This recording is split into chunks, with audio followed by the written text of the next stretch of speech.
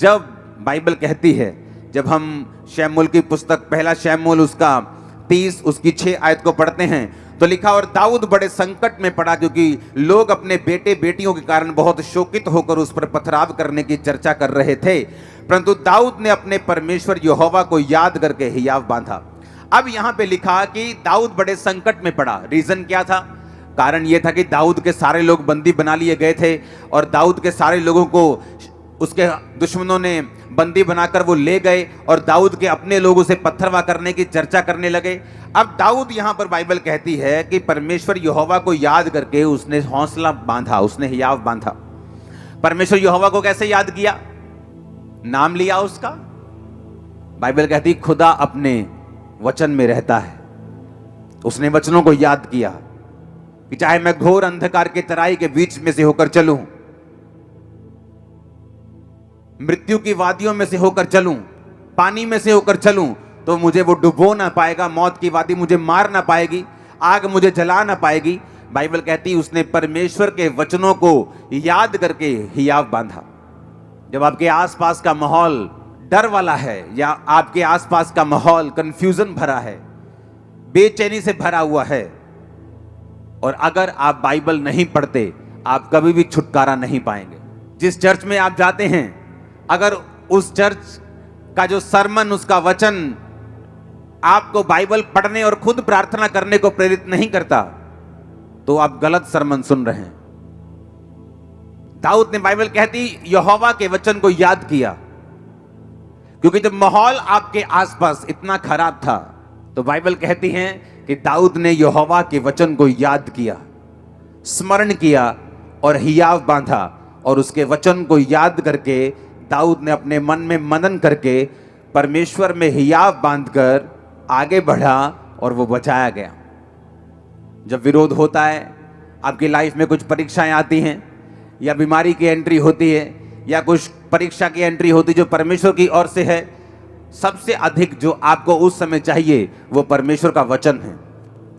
और जैसे ही आप परमेश्वर के वर्ड को पढ़ते हैं, आप नोटिस करते हैं, चाहे आपके बाहर का माहौल कैसा भी हो, वो चाहे अभी चेंज हुआ या नहीं हुआ, आपके अंदर का माहौल जो है एक क्रिश्चियन व्यक्ति के लिए ज्यादा मायने करता है। जब अंदर का माहौल हिलता है तो आप डूबते हैं। बाइबल कहती पतरस जब परमेश्वर को पूछ कर चलने लगा कि प्रभु अगर तू ही है तो पानी पे चल के आऊं, तो परमेश्वर ने कहा आ जा। जब पानी पे चलने लगा, बाहर का माहौल तो वही था, आंधी और तूफान आ रहे थे, अंदर का माहौल बदल गया और वो डरने लगा, क्योंकि शैतान ने कहा ओए तुझे मालूम नहीं, इंसान को पानी पे चलने के लिए तो बनाया नहीं गया, मछलियों को बनाया गया। परमेश्वर ने तो मछलियों को बनाया पानी पे चलने के लिए और बहने के लिए और तैरने के लिए, तुझे तो नहीं बनाया, तो डूब जाएगा अभी। और जैसे ही उसने शैतान की बातों की ओर ध्यान दिया, शैतान भी वचन का प्रयोग करता है, वो भी वचन में क्या लिखा है उसको आपके खिलाफ प्रयोग करने की कोशिश करता है। और जब आप लोगों में वचन नहीं होता, आप उसकी बातों पे यकीन करते हैं, और बहुत से लोग परमेश्वर की उस योजना को समझ नहीं पाते और उसे पूरा नहीं कर पाते। हालेलुया। अब जब उसको बाइबल कहती है जब वो पानी पर था और जब पानी पर चलकर शक आ गया और डूबने लगा, तो परमेश्वर ने ये नहीं कहा तू क्यों अविश्वासी बना। परमेश्वर ने कहा तूने क्यों अल्प विश्वासी, तूने क्यों संदेह किया, थोड़े विश्वासी, यानी तेरे अंदर संपूर्ण विश्वास नहीं, तूने क्यों शक किया, तूने क्यों विश्वास नहीं किया। दाऊद ने परमेश्वर के वचन को याद करके, बाइबल कहती है, हौसला बांधा, हियाव बांधा। आपको ये बात समझ आनी चाहिए, पास्टर्स को खासकर जब वो सेवा में होते हैं, जब वो अलग अलग तरह की परीक्षाओं में या दुखों में या किसी तरह के सताव में होते हैं, आपको एक चीज जो चाहिए वो है परमेश्वर का वचन। आप जैसे ही परमेश्वर के वचन में जाते हैं, एक रेस्ट, एक विश्राम जो है आपकी स्पिरिट में एंटर करता है। और जब तक ये विश्राम आपकी लाइफ में, आपकी स्पिरिट में एंटर नहीं करता, बाइबल कहती है आप बड़े बड़े काम नहीं कर सकते। बाइबल कहती है उस समय के लोग जब पापी थे और अलग अलग तरह के पापों में फंसे हुए थे, तो परमेश्वर ने नूह को चुना, और बाइबल कहती है परमेश्वर ने नूह के साथ आकर बात की कि एक बड़ी कश्ती बना और सब तरह के जानवर उसमें रख, अशुद्ध जोड़े इतने, शुद्ध जोड़े इतने, और उसके बाद मैं इतने दिन बारिश बरसाऊंगा और सब लोग धरती पर मर जाएंगे। और बाइबल कहती है नूह का जो इब्रानी मतलब है, उसका मतलब है रेस्ट, उसका मतलब है विश्राम। जब आप विश्राम में नहीं होते, आप घबराए होते हैं, क्योंकि आप बाहर की दुनिया की न्यूज़ पढ़ रहे हैं, ज़्यादा आप न्यूज़ में हैं, आप देख रहे हैं बाहर क्या हो रहा है, माहौल ख़राब हो रहा है। लेकिन बाइबल कहती है जब आप बाहर की दुनिया को देखते हैं, आपकी रेस्ट जो है अंदर की, वो लूज़ हो जाती, वो ख़त्म हो जाती। और जिस दिन आपका विश्राम जो है वो ख़त्म होता है, परमेश्वर आपको इस्तेमाल तो कर सकता है, लेकिन बड़े कामों के लिए आपको इस्तेमाल नहीं कर सकता, क्योंकि परमेश्वर को बड़े कामों में आपको इस्तेमाल करने के लिए एक विश्राम में, रेस्ट में, जो आदमी, जो औरत, जो खुदा का दास, दासी, विश्वासी, विश्वासनी रेस्ट में हो, आराम में हो। कौन सा आराम? आराम करने का मतलब ये नहीं कि वो सुसमाचार प्रचार ना करे, या काम ना करे, या सेवा ना करे, या प्रेयर ना करे। आराम का मतलब उसके अंदर एक विश्राम का आत्मा है। वो घबराया हुआ नहीं, वो डरा हुआ नहीं, उसे मालूम उसका परमेश्वर उसके साथ है। उसे मालूम इस आंधी तूफानों के आगे एक सनी डे उसका इंतजार कर रहा है। उसको मालूम है एक बड़ी टेस्टिमनी उसका इंतजार कर रही है। उसको मालूम है ग्लोरियस डेज उसका इंतजार कर रहे हैं। ओ आमीन, ऊंचा चाहिए मैंने कहा। उसे मालूम है दीर्घायु उसका इंतजार कर रही है। उसको मालूम है उसके बच्चों की साल्वेशन उसका इंतजार कर रही, उसको वो मालूम है। क्योंकि बाइबल कहती है वो विश्राम में जो रहता है, जो रेस्ट में है। बाइबल कहती है नूह के साथ परमेश्वर ने बात की। आप बोलते हैं परमेश्वर मुझसे बात करे। इतने अनरेस्टेड बंदे से परमेश्वर बात नहीं कर सकता अगर वो अनरेस्टेड है, विश्राम में नहीं है। क्यों? क्योंकि उसकी हीलिंग नहीं हो रही। हर टाइम वो हीलिंग के लिए प्रेयर कर रहा है, हर टाइम हीलिंग के बारे में सोच रहा है, हर टाइम मास प्रेयर में भी हीलिंग के बारे में सोच रहे, हर टाइम पर्सनल प्रेयर में भी हीलिंग के बारे में सोच रहे। उसके बच्चा नहीं है, हर टाइम वो बच्चे के बारे में सोच रहे। परमेश्वर को मानूं नहीं, मैं मानूंगा नहीं, कोई बात नहीं। हर टाइम अगर इसी बारे में वो सोच रहा है, इसका मतलब उसके अंदर रेस्ट की कमी है, विश्राम की कमी है। और बाइबल बताती है अगर परमेश्वर ने आपकी जिंदगी से बड़े काम करने हैं, खासकर पास्टर्स की लाइफ से, आपकी लाइफ से, विश्वासियों की जिंदगियों से, तो आपके अंदर विश्राम होना बहुत ही जरूरी है। बाइबल कहती नूह एक विश्राम, रेस्ट में था। नूह का मतलब है रेस्ट, नूह का मतलब है विश्राम। नूह का नाम का मतलब रेस्ट था। लेकिन जब तक नूह असली रेस्ट में नहीं आया, परमेश्वर ने उससे भी बात नहीं की। जब नूह खुद रेस्ट में आ गया, अपने नाम का मतलब अपनी जिंदगी में पूरा किया, तो परमेश्वर ने उससे बात की, नूह अब मैं इन लोगों को नाश करने वाला हूं। अब एक बड़ा तूफान आएगा, एक बड़ी बारिश आएगी और सब लोग नाश हो जाएंगे। और परमेश्वर ने उससे बात की जो आत्मिक विश्राम में था। आपका आत्मिक विश्राम खत्म हो सकता है ज्यादा टीवी देखने से, ज्यादा फेसबुक देखने से, ज्यादा दुनियावी बातों में खोने से, प्रार्थना ना करने से, बाइबल ना पढ़ने से। बाइबल सुनना, वचन सुनना अच्छी बात है, लेकिन बाइबल पढ़ना बहुत ज्यादा जरूरी है। खुद वचन को पढ़ना सबसे ज्यादा जरूरी है, सबसे अधिक इंपॉर्टेंट है खुद वर्ड को पढ़ना। आप अगर वचन सिर्फ सुनते हैं और पढ़ते नहीं, तो भी एक अनकम्प्लीटनेस, एक अधूरापन सा आपकी लाइफ में, एक हल्की सी बेचैनी, पूरी बेचैनी नहीं, आपकी लाइफ में हमेशा रहेगी। क्योंकि आप वचन को सुन रहे हैं लेकिन पढ़ नहीं रहे। जो लोग सुनते भी नहीं, पढ़ते भी नहीं, वो तो बेचैन रहते, उसमें कोई शक नहीं।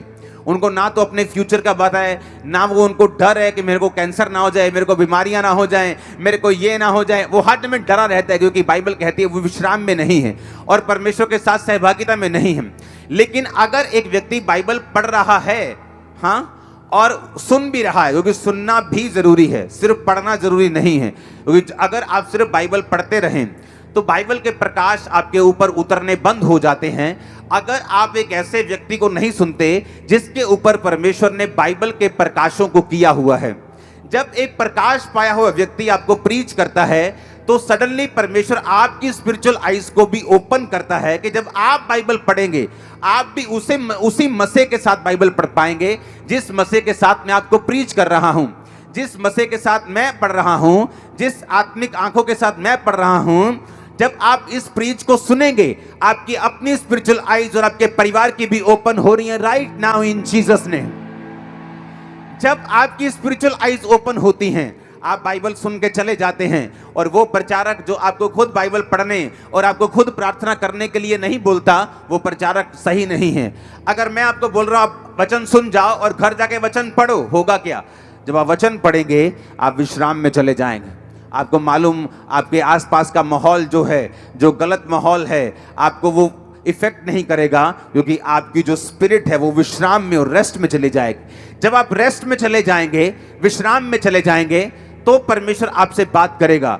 आपके उस बच्चे के लिए जो नशा करता है, आपके बिजनेस के लिए जो आप आगे लेके जाना चाहते हैं, आपके कैरियर में आपके किधर जाना चाहते हैं, आपकी सेवकाई के लिए कि परमेश्वर आपको गाइड करेगा वो कैसे बढ़ेगी, हर एक चीज के लिए परमेश्वर का आत्मा आपकी अगुवाई करना शुरू कर देगा जब आप रेस्ट में चले जाएंगे। अगर आप रेस्ट में नहीं हैं तो आप परमेश्वर की बात नहीं सुन पाएंगे, आप स्वर्ग नहीं मिस करेंगे। क्योंकि अगर आपने यीशु मसीह को ग्रहण कर लिया, बपतिस्मा ले लिया, तो आप स्वर्ग मिस नहीं करते। लेकिन धरती पर भी एक मकसद है परमेश्वर का आपको भेजने का, और जब आप उस मकसद को पूरा करते हैं, आप खुद भी रोशनी पाते हैं और आपके लोग, आपका परिवार भी रोशनी पाता है। इसलिए परमेश्वर ने कहा तू बच, तेरा घराना बचाया जाएगा। क्योंकि जब तू कनेक्शन कर लेगा और तू जग जाएगा, तू ऑन हो जाएगा, तेरे लोग भी रोशनी पाएंगे, तेरा परिवार भी रोशनी पाएगा, तेरे बच्चे भी रोशनी पाएंगे, तेरा भाई भी रोशनी पाएगा, क्योंकि तू मेरे साथ कनेक्टेड हो चुका है। आमीन। अब अगर आपका कलीसिया में जन्म हुआ है और आप परमेश्वर, बाइबल कहती है जिस तरह से आप परमेश्वर के भवन में लगाए जाएंगे, रोपे जाएंगे और बढ़ाए जाएंगे। हर एक विश्वासी अकेला नहीं लगाया जा सकता। अगर आप सोच रहे हैं कि आप विश्वासी हैं, आप क्रिश्चियन, आप घर बैठ के प्रार्थना कर लेंगे, बाइबल पढ़ लेंगे, आप बिल्कुल रॉन्ग है 100%। बाइबल कहती, पौलुस ने कहा तुम कलीसियाओं की रीति के अनुसार इकट्ठे होना ना छोड़ो। पहले शनिवार को इकट्ठे होते सब्त के दिन, अब संडे को इकट्ठे होते हैं ग्रेस के दिन। परमेश्वर ने उस ग्रेस को, उस सब्त को, उस जो व्यवस्था थी उसको ग्रेस में बदल के हमें संडे के दिन इकट्ठा होने के लिए बोला। और बाइबल कहती है वो रोज इकट्ठा होते थे। हम तो हफ्ते में 2 दिन इकट्ठा होते हैं और रात को हम रोज प्रेयर माउंटेन में इकट्ठा होते हैं। लेकिन बाइबल कहती है कि किस काम के लिए परमेश्वर ने आपको भवन में लगाया है। अब हम पढ़ेंगे, जब हम प्रेरितों के काम उसकी 12, उसकी 1 से 8 आयत पढ़ते हैं, तो वहां पे लिखा, उस समय हेरोदेस राजा ने कलीसिया के कई व्यक्तियों को सताने के लिए उन पर हाथ डाले। उन्होंने यूहन्ना के भाई याकूब को तलवार से मरवा दिया। जब उन्होंने देखा कि यहूदी लोग इससे आनंदित होते हैं, तो उन्होंने पतरस को भी पकड़ लिया, और वे दिन अख़मीरी रोटी के दिन थे। उसने उसे पकड़कर बंदी गृह में डाला और 4-4 सिपाहियों के 4 पहरों में रखा, और इस विचार से कि फसह के बाद उसे लोगों के सामने लाएं। बंदी गृह में पतरस बंद था, परंतु कलीसिया उसके लिए लौ लगाकर परमेश्वर से प्रार्थना कर रही थी। अब बाइबल कहती है जब परमेश्वर के एक दास को मार दिया गया, तो कलीसिया को गलती समझ आई कि हमें दासों के लिए भी प्रार्थना करनी है। सिर्फ परमेश्वर के दासों को हमारे लिए प्रार्थना नहीं करनी, हमें भी उनके लिए प्रेयर करनी है। और बाइबल कहती है वो लौ लगाकर प्रार्थना करने लगे। जब वो लौ लगाकर प्रार्थना करने लगे, तो परमेश्वर ने अपने स्वर्गदूत को भेजा, और स्वर्गदूत आया तो 7 आयत में लिखा, उस कोठरी में ज्योति चमकी। उसने पतरस की पसली पर हाथ मारकर उसे जगाया और कहा, उठ जल्दी कर। और उसके हाथों से जंजीरें खुलकर गिर पड़ी। स्वर्गदूत ने उससे कहा, कमर बांध, जूते पहन। और उसने वैसा ही किया। फिर उससे कहा, अपना वस्त्र पहनकर मेरे पीछे हो ले। और पतरस को अभी भी लग रहा था कि वो दर्शन देख रहा है, लेकिन वो असली में हो रहा था, क्योंकि कलीसिया लौ लगाकर परमेश्वर से प्रार्थना कर रही थी। अगर वो कलीसिया ऐसी होती, देखती, अच्छा पतरस नहीं आया, अच्छा आज हीलिंग मीटिंग नहीं हो रही, अच्छा मैं जा रही हूं अपनी जॉब पर, मैं अपने बिजनेस, मेरी बुआ की लड़की की शादी है, अच्छा आज हीलिंग मीटिंग नहीं हो रही, अच्छा मैं आज नहीं आ रहा हूं, अच्छा आज डिलीवरेंस मीटिंग नहीं है, अच्छा आज नहीं चलता हूं। वो अभी क्रिश्चियन नहीं है, वो जस्ट बाबाओं की तरह एंट्री कर रहे हैं चर्च में। जब बाबा जी हैं, बाबा जी से हीलिंग लेने आ गए, बाबा जी नहीं है तो खत्म। लेकिन बाइबल कहती है वो कलीसिया, जब परमेश्वर का दास उनके बीच में नहीं था, तो लौ लगाकर परमेश्वर से प्रार्थना कर रही थी। ये कलीसिया का काम था।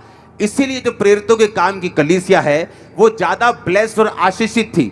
बहुत से लोग उस कलीसिया में से चुने जाते थे, और वो भी लंगड़ों को चलाया करते थे। बहुत से लोग जो थे वो फाइनेंशियली बहुत ब्लेस्ड थे, और कलीसिया में अपने मकानों, दुकानों को बेचकर अपने पैसों को प्रेरितों के कामों में रखते थे। और कलीसियाएं बहुत जल्दी बढ़ रही थी, क्योंकि हर व्यक्ति अपने काम को, अपनी ड्यूटी को पूरी अच्छी रीति के साथ कर रहा था। और बाइबल कहती है वो कलीसिया दरिद्र नहीं थी, उसके पास पैसे की कमी नहीं थी। इमेजिन करो, अगर मेरे पास एक मकान है और जब मैं कलीसिया में आया, मैंने अपना मकान बेच दिया, तो मैं तो फिर गरीब हो गया। तो ऐसे सब मकान बेचते जाएंगे तो सब गरीब होते जाएंगे। लेकिन बाइबल कहती है वो कलीसिया गरीब और दरिद्र नहीं थी। क्यों? क्योंकि जब उन्होंने एक मकान बोया, परमेश्वर ने 2 के रास्तों को 4 के रास्तों को खोला होगा। और इस तरह से उनको समझ आता गया कि हम जितना बो रहे हैं उतना काट रहे हैं। वो ज्यादा बोते गए, प्रेयर करते गए, मिशनरी कामों के लिए प्रेयर करते गए, अपने दासों के लिए, परमेश्वर के अगुओं के लिए वो प्रेयर करते गए। उनकी प्रार्थना को परमेश्वर सुनता था। उनकी वजह से, दासों की वजह से वो बचाए गए, वो चंगे हुए, उन्होंने मिरेकल्स पाए, ब्लेसिंग ली, साल्वेशन पाई। जब दासों को जरूरत पड़ी उन्होंने प्रार्थना की, परमेश्वर अपने दूतों को भेज, अपनी सुरक्षा को भेज, दासों को छुड़ा। इस तरह से जब हम एक दूसरे के पूरक बनेंगे, जब हम एक दूसरे, जहां मैं कमजोर हूं आप मजबूत, जहां आप मजबूत हैं मैं कमजोर, जहां मैं मजबूत हूं आप कमजोर हैं, हम एक दूसरे के पूरक हैं, एक दूसरे को कंप्लीट करने वाले हैं। जब मैं अपनी जिम्मेवारियां सही से निभा रहा हूं तो मैं ब्लेस्ड हूं। अगर कलीसिया अपनी जिम्मेवारी सही से निभाएगी तो वो ब्लेस होगी। Hallelujah, hallelujah. मैंने देखा है बहुत सी कलीसियाएं जो अपने पास्टर्स के दर्शनों में उनका साथ नहीं देती, क्योंकि पास्टर ने बोला होता है मुझे ये कलीसिया से कुछ भी जरूरत नहीं। ऐसे बहुत सारे पास्टर्स को मैं जानता हूं, लेकिन उस कलीसिया की जिम्मेवारी ये होती है कि उस सारे मिशनरी कामों में प्रार्थना के साथ, उपवास के साथ, पैसों के साथ, ताकत के साथ, वरदानों के साथ, जो भी कलीसिया के पास है वो उस मिशनरी काम के लिए, खुदावंद की सेवकाई के लिए, किसी धर्म के प्रीच के लिए नहीं, जीसस क्राइस्ट के प्रीच के लिए, किसी धर्म को ऊंचा, किसी धर्म को नीचा करने के लिए नहीं, यीशु मसीह के नाम को फैलाने के लिए। अगर आपका कुछ भी प्रयोग नहीं हो रहा तो बाइबल कहती है आप एक सच्ची कलीसिया नहीं हैं, आप एक राइट पाथ पे नहीं हैं, आप एक सही रास्ते पे, सही दर्शन पे नहीं हैं, और आप परमेश्वर की मर्जी को पूरा नहीं कर रहे। और इसी कारण आपकी लाइफ में कंफ्यूजन है, और रेस्ट की कमी है, विश्राम की कमी है। ब्लेसिंग के लिए जोर लगाना पड़ता है, लाइफ अगले लेवल तक नहीं पहुंचती। बहुत से लोग सोचते हैं कि अगले लेवल पे जाने के लिए हमें परमेश्वर की ओर देखना होगा। हाँ, वो तो देखना ही होगा, लेकिन हर टाइम ऐसा नहीं है बाइबल के मुताबिक। बहुत से लोग प्रार्थना करते हैं, परमेश्वर मैं सेम सैलरी पे हूं, मैं सेम अनॉइंटिंग पे हूं, मैं सेम मसे में हूं, मैं सेम वरदान में हूं, मैं सेम इसी बरकत पे हूं, क्योंकि अगले लेवल के लिए अगर किसान बोले कि मैं उसी 1 एकड़ को काट रहा हूं, क्योंकि वो फसल ही, वो बीज ही 1 बोरी को बो रहा है, और हर साल 1 बोरी बोता है, हर साल 1 एकड़ काटता है, तो वो सोच रहा है कि मेरी फसल क्यों नहीं बढ़ रही। अगर उसे फसल बढ़ानी है, उसे सेक्रीफाइस करना पड़ेगा। जब फसल उगेगी उसे अपनी फसल में से बीज ज्यादा निकालना पड़ेगा, और अगली बार उसकी फसल बड़ी होगी। कलीसिया को यह मालूम होना चाहिए, आपका फाइनेंस का लेवल, आपकी स्पिरिट का लेवल, आपकी अनॉइंटिंग का लेवल, गिफ्ट्स का लेवल, जो कदम आप बढ़ाते हैं उनसे बढ़ता है। अगर आप कदम नहीं बढ़ाएंगे वो नहीं बढ़ेगा, आप कदम आगे नहीं करेंगे वो नहीं बढ़ेगा। अगर आप फैसला लेने में देरी करेंगे आपकी बरकत भी देर से आएगी। आगे बढ़ने की ताकत खुदा ने आपको आपके हाथों में दी है। अगर आप आगे बढ़ना चाहते हैं वो आपके हाथों में है, अनॉइंटिंग में बढ़ना चाहते हैं वो आपके हाथों में है। हालेलुया। वो परमेश्वर के हाथों में नहीं, वो आपके, ज्यादातर आपके हाथों में है, क्योंकि परमेश्वर ने जब आपको बुलाया, आपको बचाया, आपको सेव किया, आपको लहू से धोया, पापों को माफ किया, चंगा किया, अब उसने बाइबल को, आपके वचन को आपके हाथों में दिया है। आप जब इस स्ट्रक्चर को पूरा करेंगे, इसके अनुसार अपनी लाइफ को बिताएंगे, आप अपनी लाइफ में ब्लेस होते जाएंगे। हालेलुया। अपने पड़ोसी को बोलो वचन को याद कर, अपने पड़ोसी को बोलो वचन को याद करके ही याद बांध। घर जाकर वचन को पढ़ना आपको रेस्ट में लेके आएगा, आराम में। जब आराम आएगा खुदावंद बात करेगा, जब वो बात करेगा वो छुटकारा देगा, जब छुटकारा देगा आपकी टेस्टिमनी बढ़ेगी, बहुत से लोग छुड़ाए जाएंगे। जिन लोगों को परमेश्वर इस्तेमाल करता है उन लोगों की एक निशानी है, वो अंदर से विश्राम में हैं, बाहर से काम में हैं। कुछ लोग बाहर से बहुत विश्राम में दिखते हैं, हम्बल दिखेंगे, इस तरह से ऐसे शो होगा कि पता नहीं स्वर्गदूत ही आ गया आपके बीच में, उनकी बोली हाँ ब्रदर जी, लेकिन अंदर से वो विश्राम में नहीं, अंदर से डर रहे हैं वो। और कुछ लोग बाहर से कड़क हैं लेकिन अंदर विश्राम में हैं, और वो ज्यादा काम कर रहे हैं। जब अंदर विश्राम नहीं, और बाहर विश्राम है, तो उल्टा हो गया। इसलिए वो देखने में सुनने में तो अच्छे लगते हैं, लेकिन फ्रूटफुल नहीं, रिजल्ट नहीं। क्योंकि रिजल्ट लेने के लिए आपको इनसाइड से, अंदर से विश्राम में आना पड़ता है। और कई बार जब आप प्रार्थना में बैठते हैं, आप 4 घंटे, कई बार 5 घंटे भी लग सकते हैं, कई बार 3 घंटे भी लग सकते हैं, आपको उस विश्राम में घुसाने के लिए जो परमेश्वर ने आपको दिया हुआ, देना चाहता है। आप जस्ट कई बार 1 घंटे की प्रार्थना, धन्यवाद प्रभु जी ये मंगा, और राशन लिस्ट देके कई बार आप विश्राम में प्रवेश नहीं कर सकते। हालेलुया। कई बार जब मैं अपने प्रेयर रूम में जाता हूं, तो कई बार परमेश्वर का आत्मा मुझे बोलता है तू सो जा पहले। मैं जस्ट जाते ही सोता हूं पहले, कई बार, हर बार नहीं। और 2 घंटे बाद जब मैं उठता हूं, मुझे कुछ भी करने की जरूरत नहीं। ऐसे होते जैसे स्वर्गदूत ने सामने कॉपी रखी है और वो प्रेयर पॉइंट्स देते हैं। जस्ट उस प्रेयर पॉइंट से जब प्रेयर होती, रिजल्ट आने शुरू होते। मैं आपको सीक्रेट दे रहा हूं, वो एक ऐसी प्रार्थना में पोजीशन है, जो निशानेबाजी करते हैं लोग वो समझेंगे कि आप हड़बड़ी में निशानेबाजी नहीं कर सकते। आप भाग भाग के निशानेबाजी, एक चीज, बड़ी चीज पे निशाना लगा सकते। अगर आपको पिन पॉइंट जिसे बोलते हैं बुल्स आई, जैसे कि वो आंख पे निशाना लगाना है, तो आपको अपने आप को बिल्कुल स्थिर करना पड़ेगा। अपनी कंप कभी जो हाथ की है उसे भी कंट्रोल में करना पड़ेगा। आप जब प्रेयर रूम में जाते हैं, जस्ट वेट करो, आप थैंक करो, आप प्रेज करो, आप कोई गीत सुनो परमेश्वर का, बाइबल पढ़ो। लेकिन एक ऐसा टाइम भी आता है जब परमेश्वर आपको झिला देता है, आपको एक्टिव कर देता है। उस टाइम फिर जो प्रेयर होती है वो बेस्ट प्रेयर होती है और वो रिजल्ट लेके आने वाली होती है। और कई बार मेरे लोग मुझे देखते हैं, मैं प्रार्थना रूम में गया हूं, मैं आया ही नहीं हूं रात भर, मैं 6-8 घंटे बाद आया हूं, 10 घंटे बाद आया हूं। क्योंकि वो टाइमिंग बड़ी इंपॉर्टेंट होती है, जिस टाइम में परमेश्वर का आत्मा आपको स्थिर करता, हिलाता है। जिस तरह स्वर्गदूत आकर पानी को हिलाते थे, और जब पानी हिलने के बाद जो लोग जाते थे वो हील हो जाते थे। इन प्रैक्टिकल बातों पे अमल करो, जो आपको बताया गया इसको फॉलो करो। लाइफ सेम नहीं होगी, लाइफ सेम नहीं होगी, मैंने कहा। आमीन। जो भी आपको बताया गया उसे कवर करो। और यही, इन्हीं चीजों में आपकी ब्लेसिंग है, इन्हीं चीजों में आपकी आशीष है, कि जो परमेश्वर की राइट नाउ नीड है, उसके लोगों को जो जरूरत है, उसके अनुसार प्रेयर में जाना, ये आपको चाहिए। आमीन। और जब उसके अनुसार हम प्रार्थना करेंगे, हम बचाए जाएंगे, हम ब्लेस्ड भी होंगे। उसके अनुसार प्रार्थना करेंगे, परमेश्वर हमारी दिक्कतों को भी दूर करेगा, वो बीमारियों को भी दूर करेगा।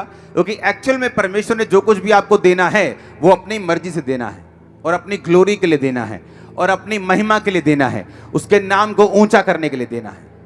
God bless you all.